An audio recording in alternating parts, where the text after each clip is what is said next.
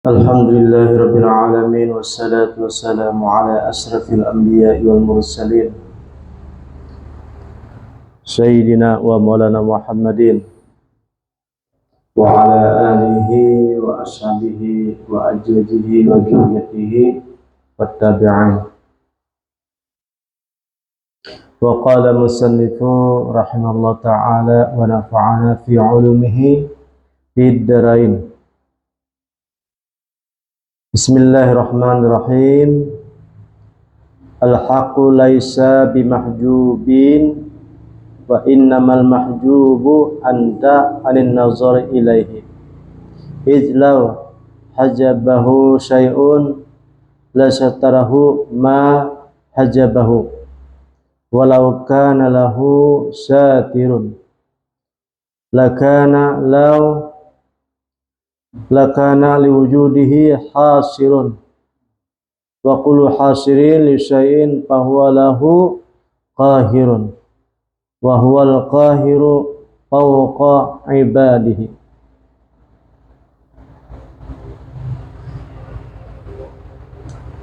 Bismillahirrahmanirrahim. Alhamdulillah, kita berjumpa lagi dalam minggu ini.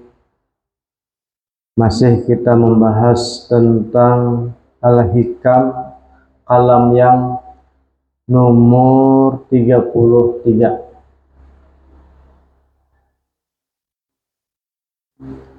Yang artinya, adapun Allah Subhanahu wa ta'ala itu tidak adalah di dinding. Allah ta'ala itu tidaklah di dinding, sedangkan yang mendinding itu adalah adanya diri engkau untuk melihat kepada Allah. Karena kalau seandainya ada sesuatu yang mendinding kepada Allah Subhanahu wa ta'ala, pastilah yang mendinding itu adalah lebih kuat daripada yang dinding. Kalau seandainya yang mendinding itu adalah suatu barang kepada Allah Subhanahu wa ta'ala, berarti Allah itu wujudnya adalah tidak sempurna. Karena apa? Ada yang mendinding. Setiap yang tidak sempurna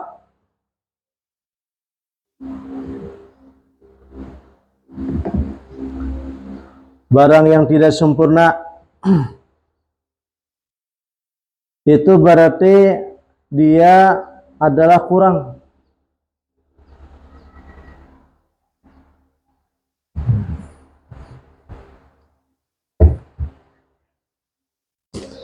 Adalah kurang. Nah, kalau bagi Allah Subhanahu wa ta'ala itu kurang, berarti ada yang mengungguli daripada Tuhan. Fahuwa lahu qahirun wa huwal qahiru fawqa ibadihi. Jadi apabila yang ada yang mengungguli daripada Tuhan, berarti itu adalah yang berkuasa, tapi ini adalah mustahil. Al-hijabu 'alal haqqi ta'ala muhalun wastidalun. Al-mu'allifu 'ala jalika bima jakarahu huna. Nah, uja tafsirnya di sini, adapun hijab yang mendinding itu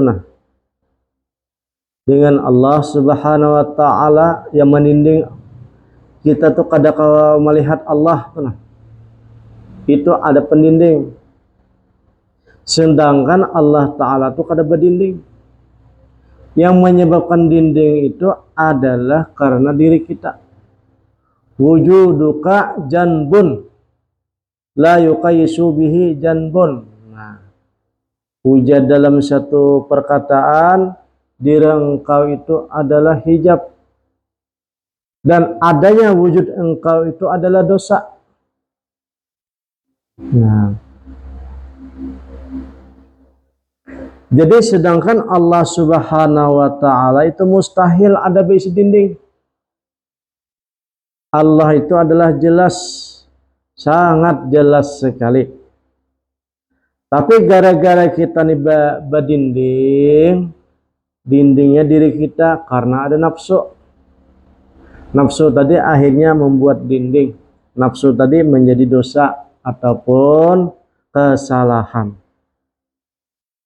Tapi kalau orang sudah nafsunya ditundukkan, dirinya ditundukkan, ataupun sudah mati secara maknawi, diri itu sudah mati secara maknawi, maka lambat laun dengan Allah Subhanahu wa taala itu akan melihat nampak dan jelas, bahkan bisa berpandir lawan Allah Subhanahu wa taala, berkalam-kalam namanya, berkalam-kalam.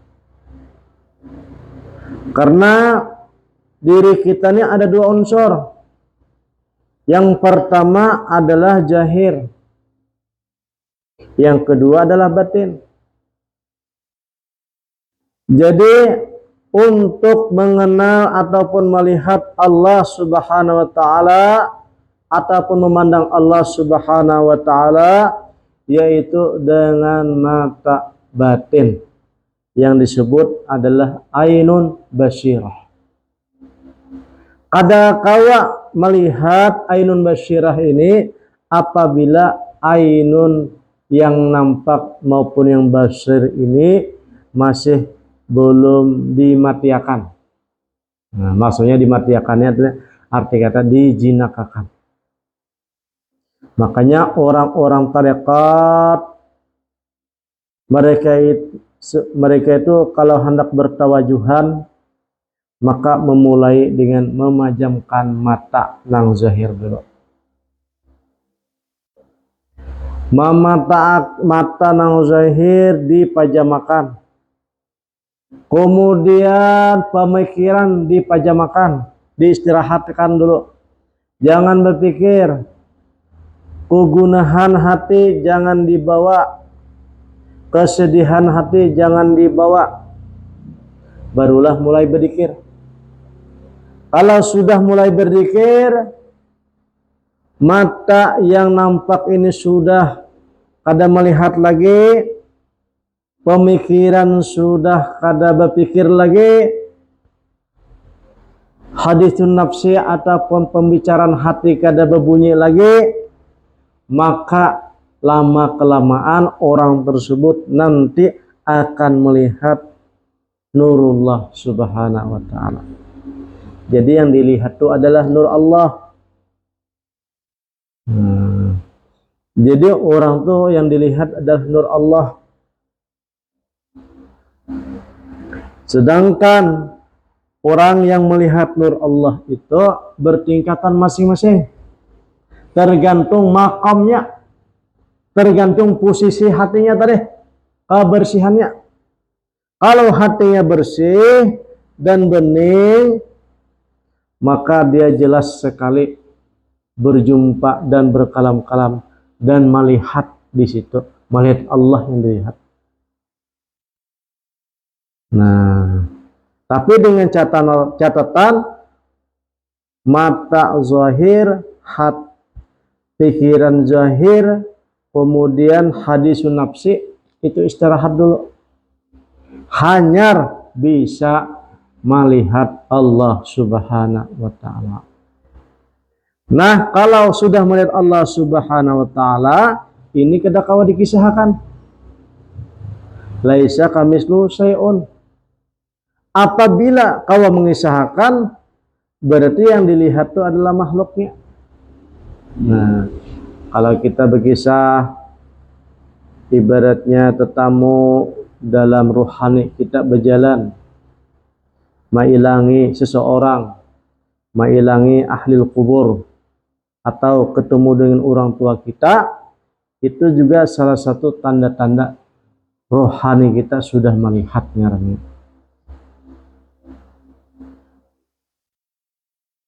atau ibaratnya roh kita nih bertemu dengan Nabi.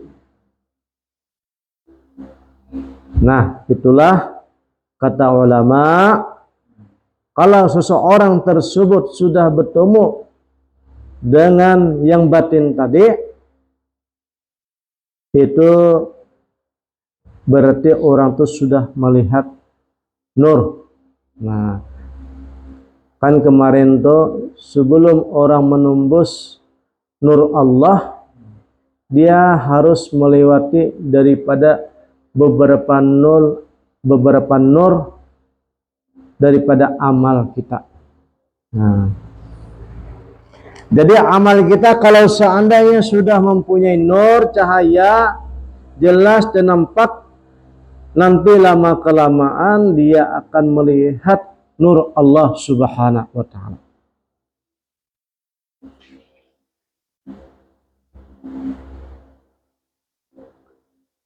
Adapun hijab dengan Allah Subhanahu wa taala itu adalah mustahil.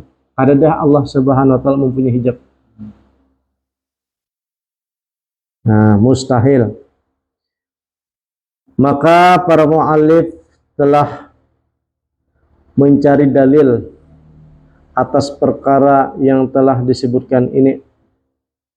Karena di sini sudah jelas tidak ada kesusahan. Adapun hijab atas seorang hamba itu wajib daripada zatnya. Nah, karena hamba ini, adanya hamba ini arti kata adanya diri. Adanya diri ini adalah hijab. Huwa adamun kama taqaddama wala nisbata bainal adami wal wujudi. Karena kadakawa antara yang tidak ada dengan wujud itu dipaduakan kadakawa. Nah, apabila ada diri kita, berarti kadakawa melihat Allah Ta'ala. Itu aja. Hendak melihat Allah Subhanahu wa taala, syaratnya adalah kada diri kita. Makanya cara untuk menghilangkan diri adalah diantaranya mempanaakan diri kita dulu. La haula wala quwata illa billah. Sifat kita dulu la haula wala quwata illa billah kan. Nah, berarti kalau kita la haula wala quwata illa billah, kada ada daya upaya, yang ada hanyalah Allah Subhanahu wa taala. Nah, itu hanya secara keyakinan dulu kan? Keyakinan dulu. La haula wala quwata illa billah tuh. Keyakinan kita dulu bahwa diri kita pun kada ada, kekuasaan pun kada ada, sifat kita la haula wala quwata illa billahil aliyil azim. Apabila sudah diri kita mengatakan seperti itu hati kita, berarti kita sudah punya keyakinan. Nah.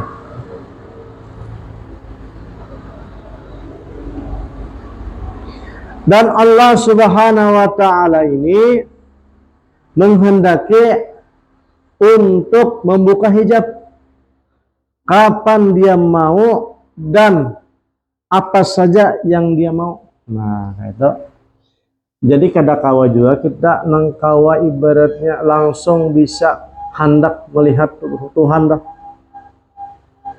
Makanya orang tuh mujahadah, riyadah, macam-macam bentuknya. Ada berpuasa, ada melaparakan diri, ada yang setahun puasa kada bermakan nasi. Ada puasa kada berkalam-kalam, kada berpandir lagi deh setahunan.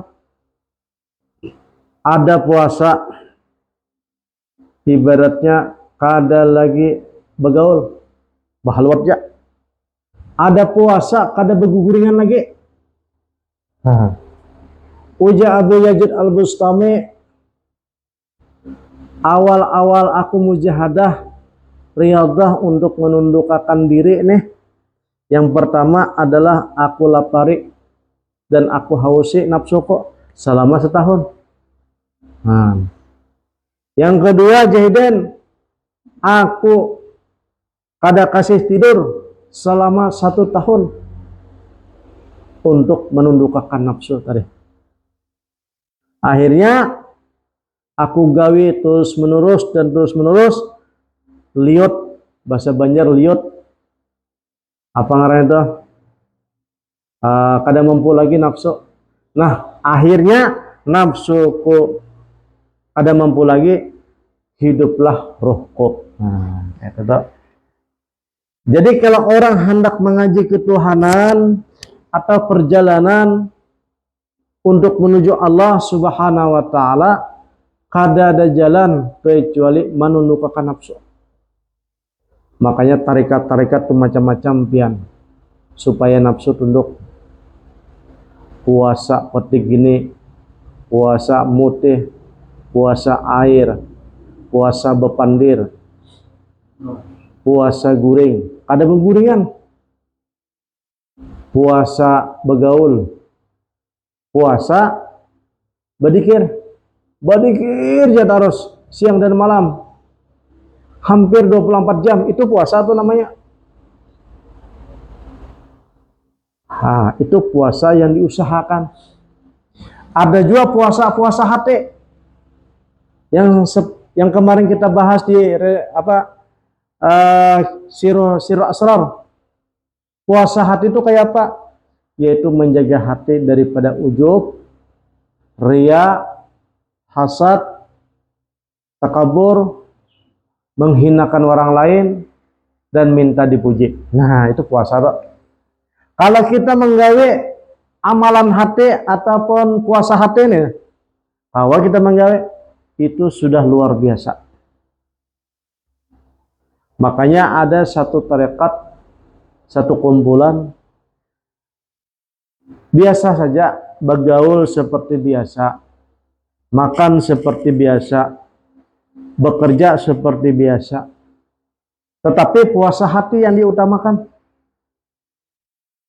Nah, puasa hati itu jangan hasad, jangan ujub, jangan takabur, jangan iri, jangan dengki, jangan syirik. Nah, itu tuh.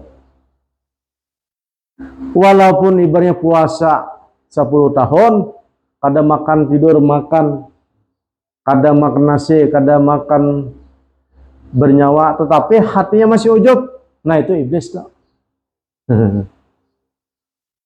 Aku harap puasa kada makan minum, tapi merasa ujub, itu adalah batal puasanya. Zikir banyak-banyak, ibadah sholat banyak-banyak, siang malam sholat sunat dikerjakan, apalagi yang fardu, yang sunat sudah jadi gawe, apalagi yang fardu ada ketinggalan.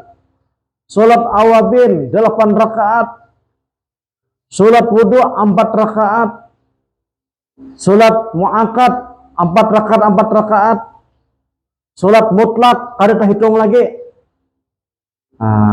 Tetapi orang seperti ini harus namanya puasa hati juga, ibadah hati juga. Ibadah hati itu seperti apa? Ibadah hati yaitu la fa'ilun illallah, la mawjudun illallah, la qadirun illallah. Tidak ada yang berkuasa, tidak ada yang menghidupkan, tidak ada yang bergerak kecuali Allah. Itu namanya ibadah hati. Kalau seandainya ada gerak-gerik di hati, merasa diri hebat, merasa diri angkuh, maka langsung taubat. Tobatnya bagaimana hati? Yaitu semuanya minallah, ilallah, billah, ma'allah. Itu. Beserta Allah, kembali kepada Allah, dari Allah. Nah, apabila bisa mengamalkan yang kayak ini, hati kita selamat kita. Akan tetapi semua amalan hati itu jangan sampai mengharapkan karamat pulang. Itu adalah kada baik lagi. Pokoknya apa yang dianjurkan digawi aja, kada melihat hasil. Kada melihat hasil. Baiki aja, bersihkan aja hati. Bersihkan aja. Kalau orang yang merasa ibadahnya beribadah, Nah, inilah yang disebut adalah hijab. Orang yang merasa berzikir, inilah namanya hijab. Orang yang merasa berilmu, inilah yang disebut hijab. Nah, pokoknya hati kita cara membersihkan yaitu adalah taubat inabah la failun illallah. Itu tauhidnya, tak? La sami'un illallah. Nah, pokoknya diberikan ke hati itu, Bang, terus jangan merasa ampun seorang.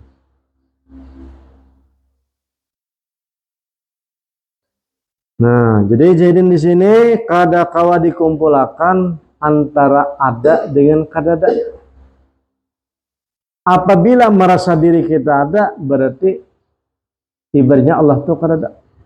Kalau kita merasa diri kita tidak ada, berarti yang ada adalah Allah Subhanahu wa taala. Mata sa'ara man laisa kamitsli syai'un wa huwas sami'ul basir. Jadi Allah taala itu kada seumpama makhluknya. Ada seseorang misalnya bermimpi bertemu dengan Allah Subhanahu wa taala. Baik mimpinya tidur berbaring ataupun tidur berduduk, seakan-akan dijalankan kepada Allah Subhanahu wa taala. Nah, berjalan. Rohani nah berjalan. Seakan-akan ia ini naik ke Sidratul Muntaha. Nah, kemudian bertemu dengan Allah Subhanahu wa taala berfirman, mendengar suaranya, bertemu dan berjumpa. Ketika dia sadar ataupun kembali kepada alam manusia, kemudian dirinya ingat. Maka itu laisa kamitslihi syai'un. Kada kawa diumpamakan seperti mana makhluknya.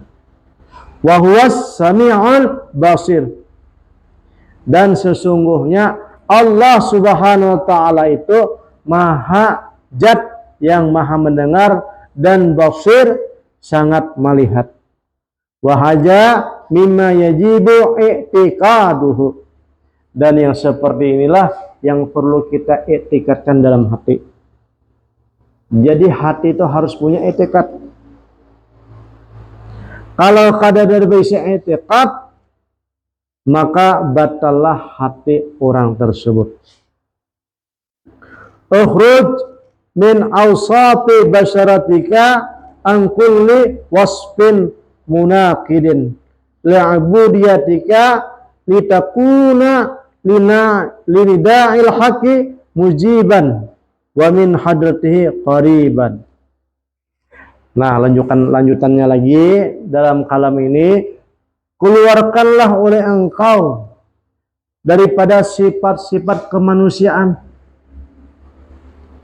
daripada sifat yang bertentangan untuk beribadah kepada Allah, supaya engkau nanti dipanggil oleh Allah Subhanahu wa taala di hadrat Allah yang sangat dekat. Nah, jadi kalau orang tuh, nah, ini kan perjalanan suluk nih. Perjalanan suluk apabila hati orang bersih daripada sifat kemanusiaan, sudah mengkilat dah hatinya, maka satu saat nanti dia dipanggil kemana? Ke hadrat Allah Subhanahu wa taala. Nah, jadi ada ulama mengatakan, seandainya tuh Allah Subhanahu wa taala tuh mempunyai rumah, Allah taala tuh mempunyai rumah, maka kita tuh sebelum akrab dengan Allah Subhanahu wa taala, pertama kali kita tuh dipanggil ke halamannya, palataran. Nah, kayak itu tuh. Ke palataran hidin. Allah Subhanahu wa taala, kalau seandainya umpama saja ibaratnya supaya arah paham. Apabila hati orang tuh bersih, bening, waktunya sudah dipanggil. Rohaninya nih. Rohaninya dipanggil, maka dipanggil ke hadrat Allah Subhanahu wa taala. Hadrat tuh ibaratnya di sisi, ibarat Allah Ta'ala tuh punya tempat, Allah Ta'ala tuh punya rumah, maka orang tuh akan diandak di pelataran dulu. Nah, karena di pelataran tuh bermacam-macam tempatnya. Ada para wali-wali yang sudah masyhur, bandak di sisi Allah Ta'ala. Ada wali yang ibaratnya kada masyhur, ada ibaratnya calon wali, ada juga di pelataran yang orang kada tahu lawan diri seorang bahwa diri rohnya itu sudah di sisi Allah Subhanahu wa taala. Nah, itu tuh apabila sudah bersih bening hati hamba nih maka dipanggillah ke ibarat dipanggil tuh bewadah Allah Ta'ala tuh seandainya bewadah bertempat, maka kita dipanggil di halaman. Seperti contohnya raja suka dengan kita atau presiden dengan kita suka. Karena kebeningan, kebersihan, ketekunan, keterampilan kita kan. Yang dipanggilnya antara dua.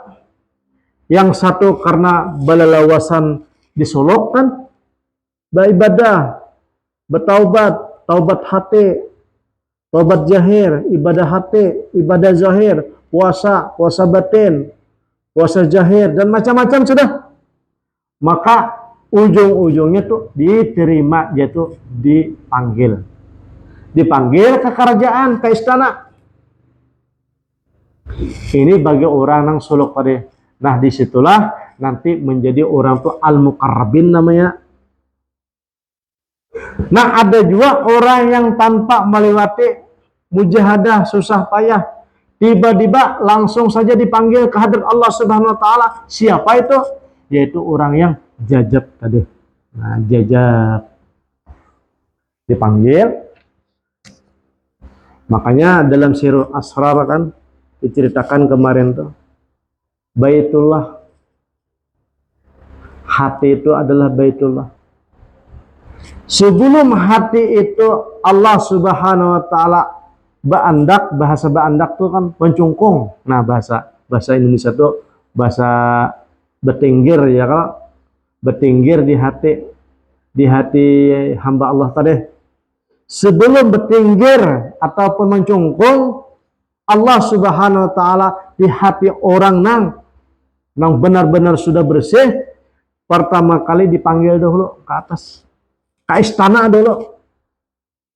Nah, di istana dulu dipanggil.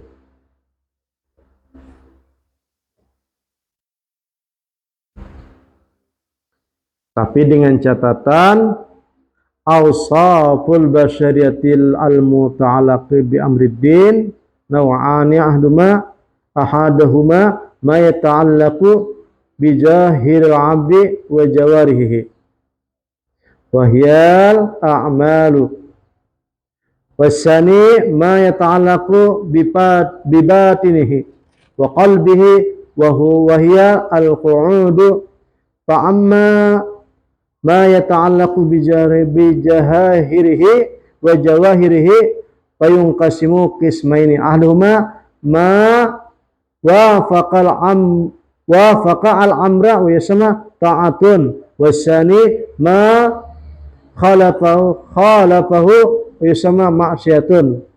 Nah, wa amma ma yata'allaqu bi batinihi wa qalbihi fa yunqasimu aidan ila qismaini ahduma ma wafaqa al-haqiqata wa yusamma imanan wa ilman wasani ma khalafaha wa yusamma nifaqan wa jahlan wa nazru fima yata'allaqu bi zahiril 'abdi yusamma fil islah ta'affufa.